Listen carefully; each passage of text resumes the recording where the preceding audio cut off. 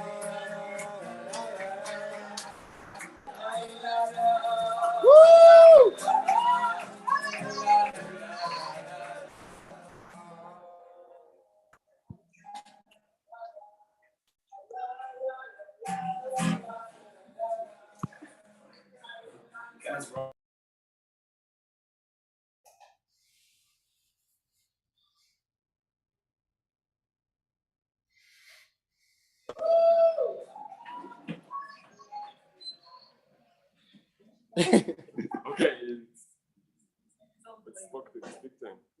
Give me mute.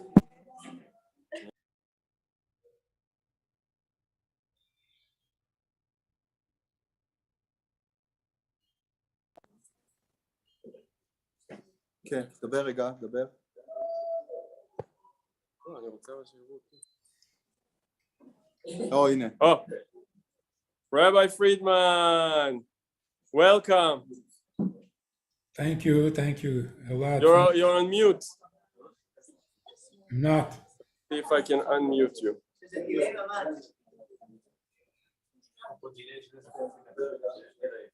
אנחנו נחיה עם זה אחרי שהוא יתחיל לדבר.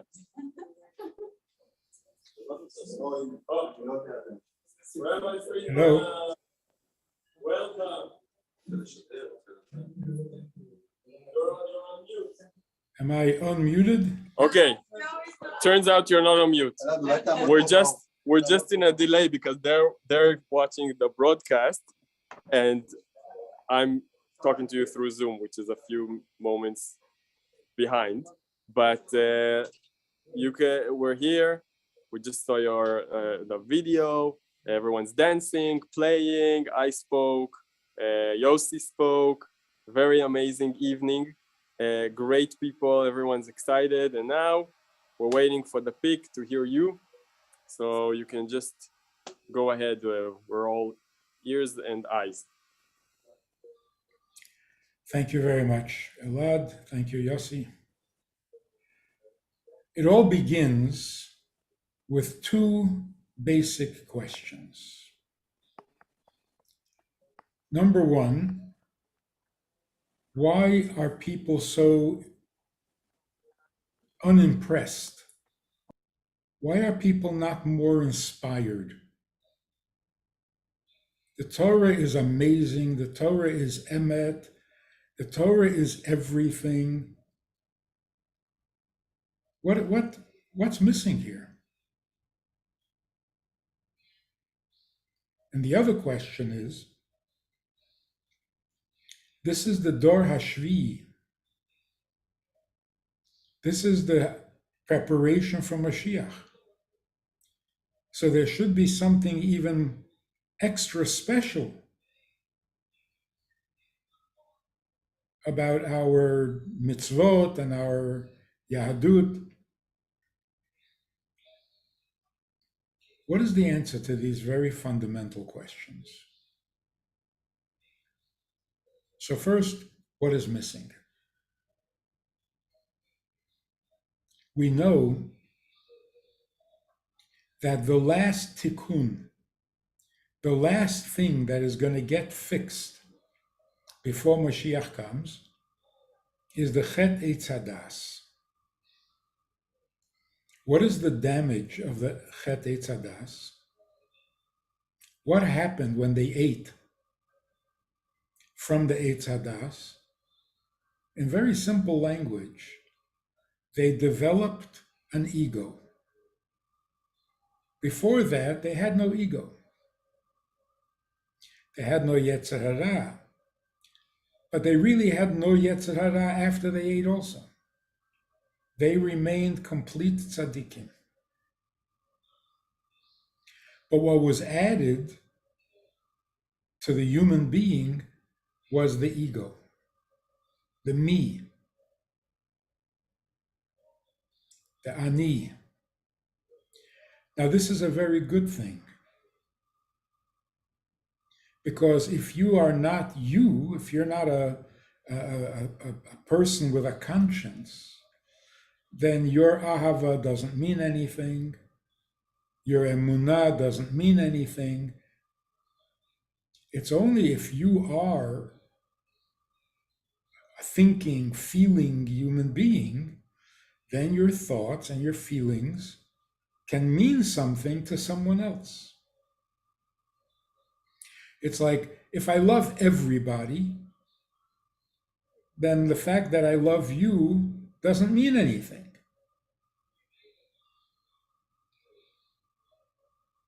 So being me, having an ego, is the best thing in the world. It makes us human beings and not animals. On the other hand, the negative side is the ego makes me me and you less important. So there's the positive side to the ego and there's the negative side to the ego. The tikkun is that I should have the positive without the negative. That's called tikkun, that's called birur. Separate the good from the bad, keep the good, and get rid of the bad. All negative behavior, all our problems come from the ego. Why two people can't get along? Ego. Why is marriage difficult and so much friction? Ego. But then you realize that even in our thinking of God, of the creator of the world, even there our ego gets in the way. Because ego is irrational. It's insane. A young student in high school would argue with Einstein about the theory of relativity. The ego is crazy. It has no limits. So that even with God, the ego competes. God said, but why do I have to listen? I have my opinion. God wants, I also want.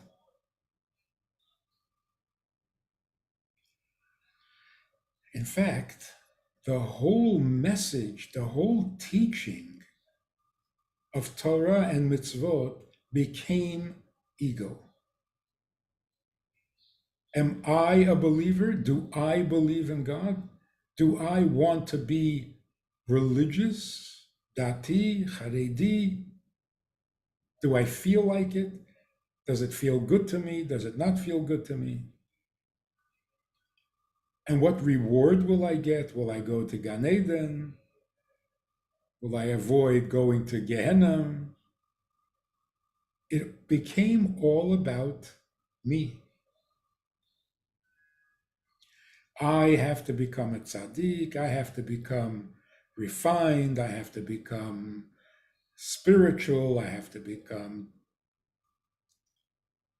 a philosopher, a genius, a scholar, all about me. In fact, you actually see advertisements for the best yeshivot. What is the advertisement? Send your child to our school and we will make him great. We'll make him or her great. So what is the purpose of a yeshiva? to feed the ego of the students, but not regular ego that you're proud of how you look, or you're proud of how physical strength you have, or talents that you have. No, this is a much better ego. This is what a tzaddik you are. How you are more religious than everybody else. You will have a front seat in Gan Eden. You will grow up to be a famous rabbi. That's it. Turns out that doesn't inspire people, it turns people off. Most people. Look, if you're telling me that this is for me and this is for my ego, well, I already have an ego, and my ego decides for itself how it wants to entertain itself. If it's about becoming great, I can become great in many different ways. I don't have to become a great Talmid Chacham.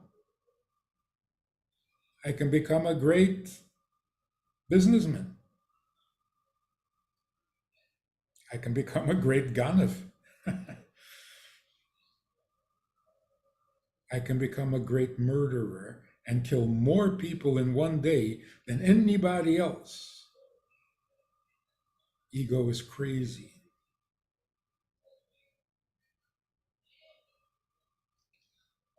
So I heard this little incident many years ago, and it gave me the answer to these questions. A young boy went to yeshiva, a teenager, went to yeshiva from the United States to France.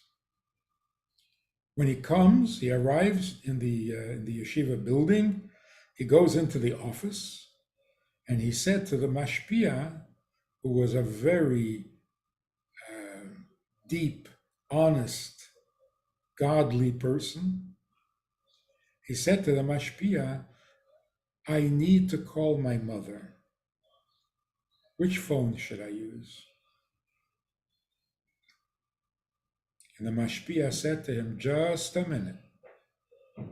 I need, he said, yeah.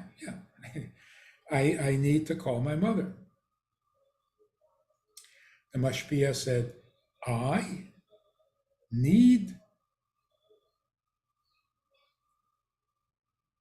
So the boy understood what the mashpia was saying, and he corrected himself. He said, my mother needs me to call her. So which phone can I use? And the mashpia said, okay, now you're talking emes. Does a teenage boy need to call his mother? He should. But does he need to? His mother needs. If you're a good son and you know what your mother needs, how can you keep her waiting? How can you refuse? But don't say you need it. You're doing what she needs. What's the difference? Big difference. If you need to call, that's your ego. The negative side of the ego. If your mother needs you to call and you're going to call, that's the positive side. So is it true he needs to call his mother? Or is it true that his mother is sitting by the telephone waiting to hear from him? The same thing is true with Torah, mitzvot, morality, goodness. What does goodness mean? I need to give you tzedakah? First of all, it's not true. I don't need to give you tzedakah.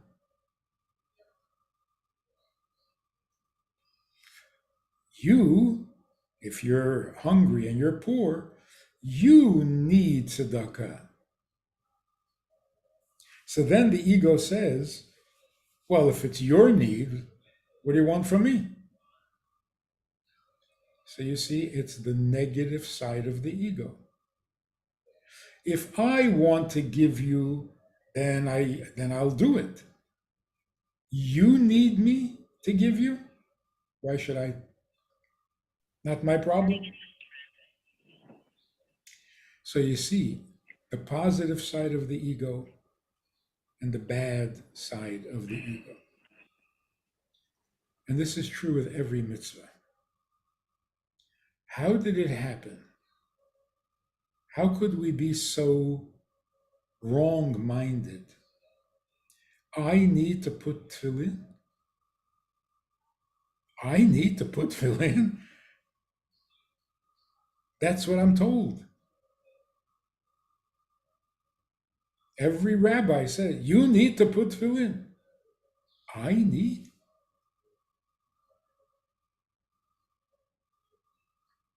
You must. I must.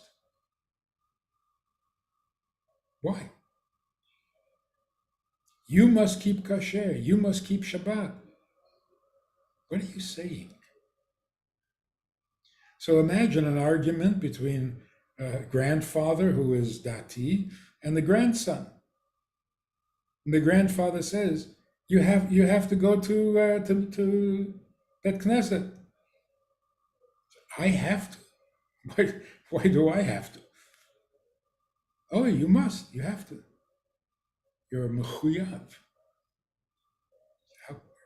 How did I become mechuyav? Why do you think I need this and that I must? I thought about it and I don't need. So what happens? It starts an argument. And in the end, the grandfather says, you're going to suffer. And if you want reward, then you have to do this. So now you're telling me a different story. Not I need tefillin. I need Gan Eden. And to get to Gan Eden, I have to put on tefillin.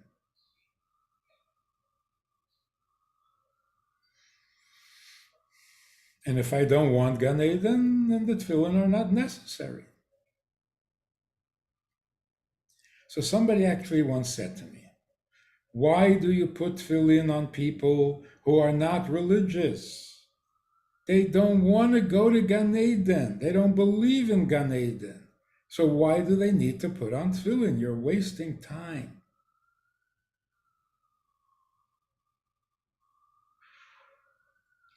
That's a good argument.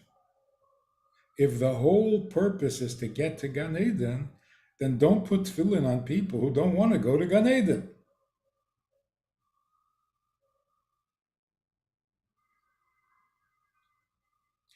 So you can almost describe the difference between a dati and a chiloni. There's one difference. The dati wants to go to Gan Eden and the chiloni does not. That's the only real difference. Everything else is just a symptom.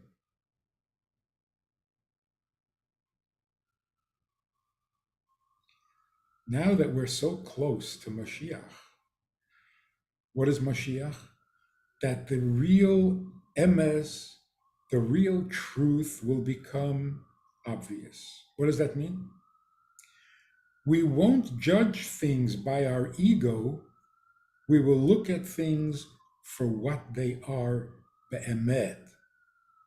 What is good? Not good for me. What is really good? by itself, be'etzem. That changes everything. I need a mitzvah. A mitzvah means something that can connect me to HaKadosh Baruch Hu. What can connect me to HaKadosh Baruch Hu? Something I need? What I need will not connect me to him, it will connect me to me. I need it and I got it. Mitzvah means a connection. The only way it can be a connection is if I'm doing what he needs. And that's what the Mishnah says. Al tiyu ka'avodim hamishamshem es harav al menas lekabel pras, but be like an eved hamishamish es rabbi sheloi al menas lekabel pras. What does that mean? Why would you do something sheloi al menas lekabel pras? There's only one reason. Because to the Rav, for whom you are doing this, needs it.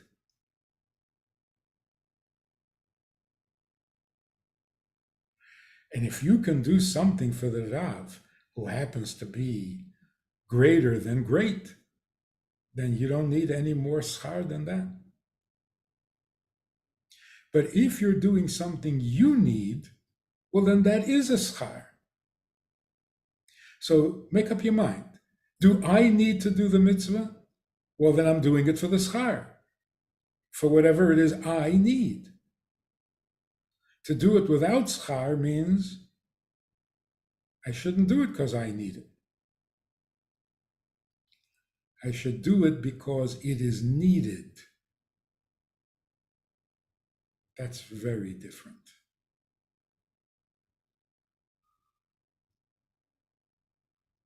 In fact, the Torah itself says that a Rav who has an Eved is not allowed to ask the Eved to do something that the Rav does not need. It's cruel.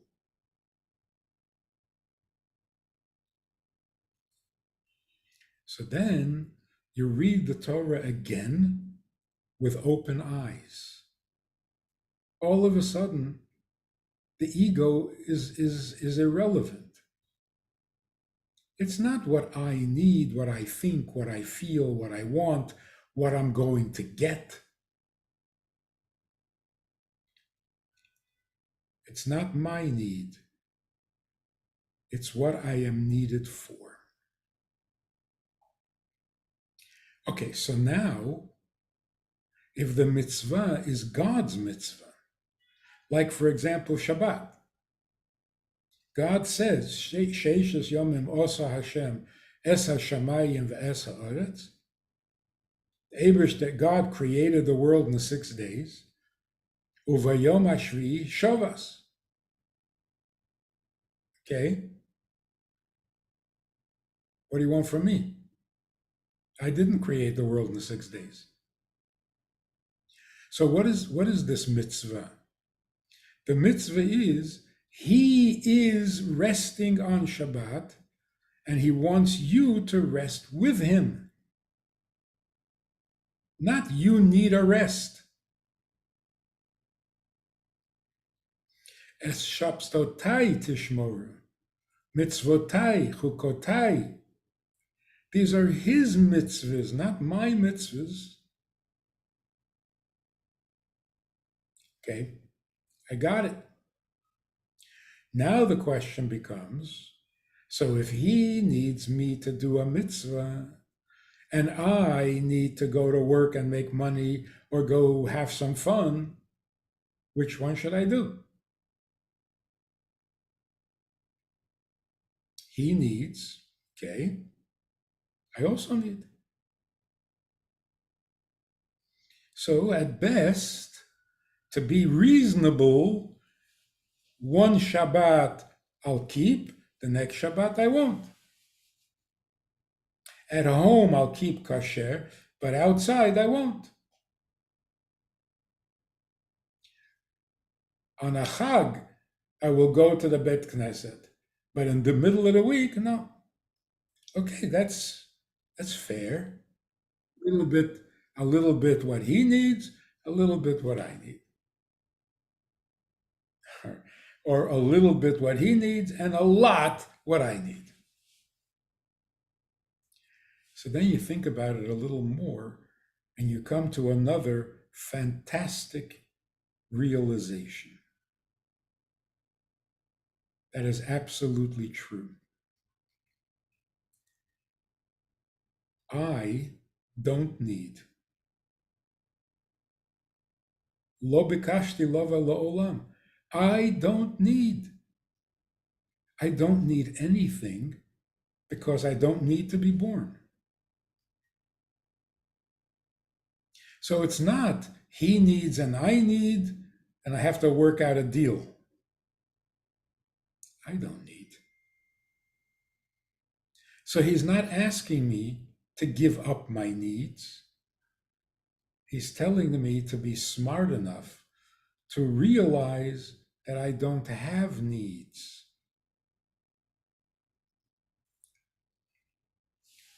Or as we say in the Tefillah on Yom Kippur, Merubim tzarchei amcha v'da'atam k'tzara. We have many, many needs, but you know why? Because our da'at is limited. We're immature. If we were mature, we would realize we don't have many needs.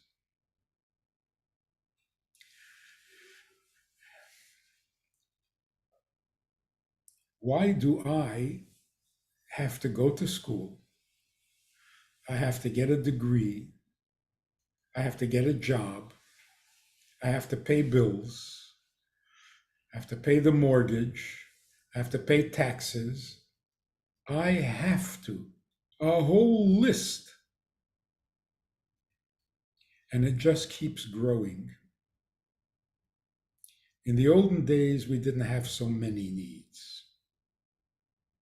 We had to plow the field, grow wheat, and make it into bread. That was about it. In order to live. So life was simple. I need to live. What does it take? What do I have to do to live? Well, I need a house. I need to protect myself. And I need to eat.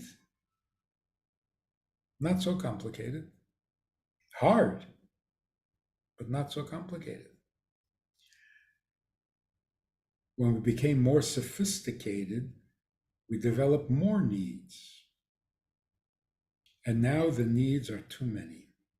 It's making people depressed.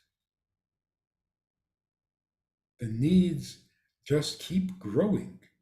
Every advertisement, every sale, you need to buy this and you need to have this and you need to get there and you need to travel and you need to see and it's just too much.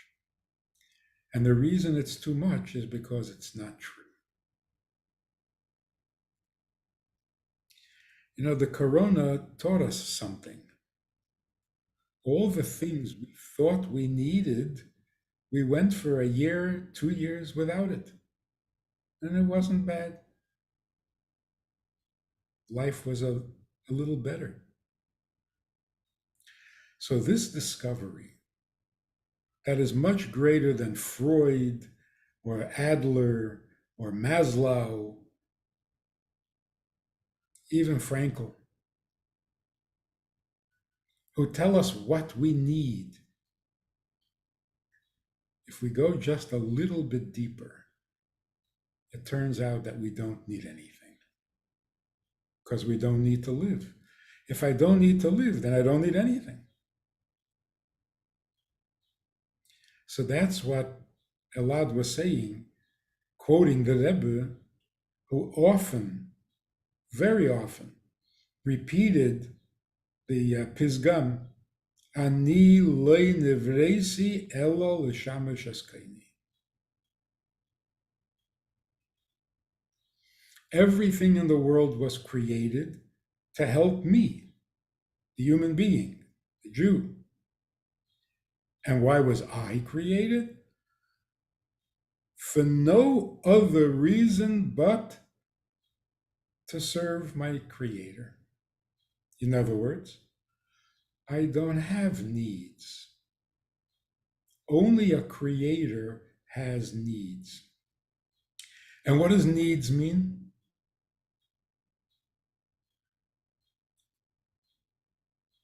So if you read a little bit the Kabbalah, the Hasidus, in the beginning there was just Him. There was nothing. Nothing. Not there was no earth. There was no time. There was no space. There was no sechel. There was nothing. There were no rules of nature. Nothing. Just Him. There was no chesed, no gvura, no tiferet, nothing.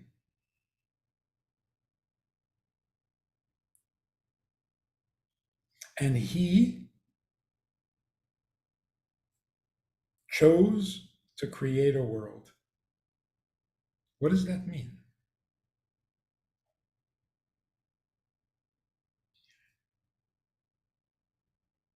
Is this creation necessary? So people get confused because we're told in many places in the Torah that nothing is necessary, the world is not necessary, creation is. Well, if it's not necessary, why did He create?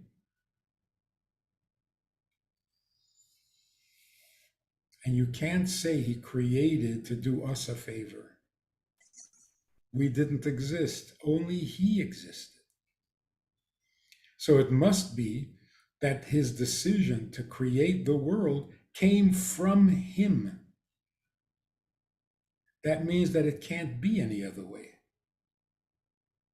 This is HaKadosh Baruch Hu. This is Him.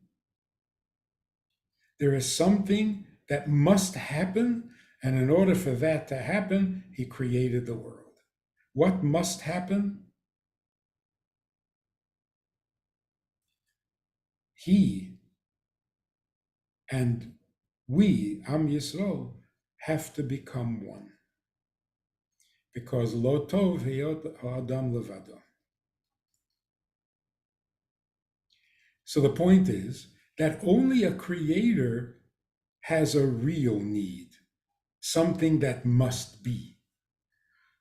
All the needs I have, they don't have to be. So it's not a real need. So all of a sudden, every mitzvah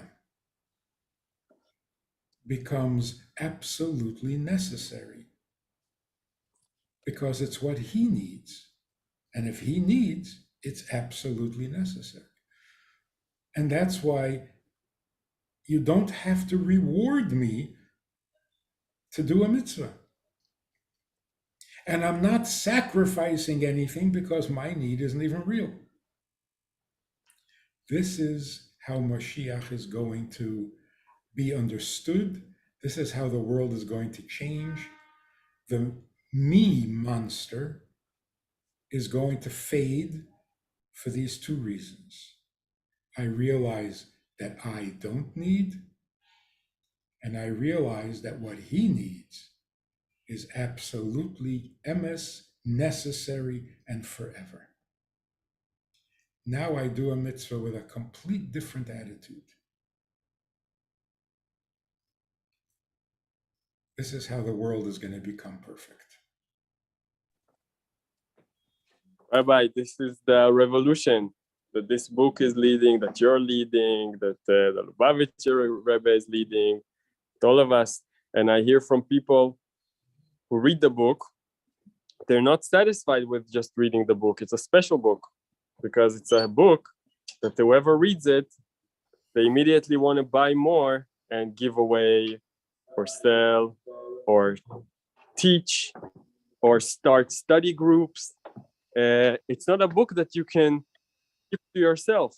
because the whole book is about exactly what you described so well, how to transform our ego, how to elevate our ego, how to use our talents for a better purpose, which is really, I think, a revolution. It's the next stage. I can see people who are threatened by it, but I see how most people have been waiting for it so much, which is very exciting. People who are threatened by it are a little bit immature. In fact, Rambam says very clearly, lahalacha, not in theory, that it is not proper to think I'm going to do a mitzvah in order to be rewarded, or I'm going to avoid an averah because I don't want the punishment. Rambam says that's how you train children. That's the immature practice of children and people who don't learn. But eventually, the child has to grow up and learn to do the mitzvah properly. Amen. We have to start reading Rambam and reading Torah and reading the Rebbe like it is. Because we can live our whole life, be great Rebbes, but not really listen to the words. And that's our next stage. So thank you for giving us this in such straightforward words that we cannot ignore. I'm going to translate some of the things you said. I'm going to try for the audience here, the Hebrew speaking. Then we have books here that people are invited to buy and sign. And you're welcome to stay with us. And thank you. Thank you for everything. Elad, I am jealous of you. You wish to be in. You have a big zchut that you can be the catalyst to bring this idea to the people who are desperate to hear it. So hatzlacha rabba. Thank you. Thank you for everything. Thank you. We love you and we wish to see you here in a physical body next time. That's going to happen. Just a question when. Yes.